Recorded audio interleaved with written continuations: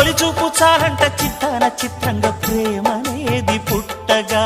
10 మంది అంటుంటే విన్నాను ఇన్నాళ్ళు నమ్మలేదు బొత్తిగా ఆ కళ్ళలో ఆ నవ్వులో మహిమ ఏమిటో ఆ కాంతిలో ఈనాడే నా ఉదయమైనదో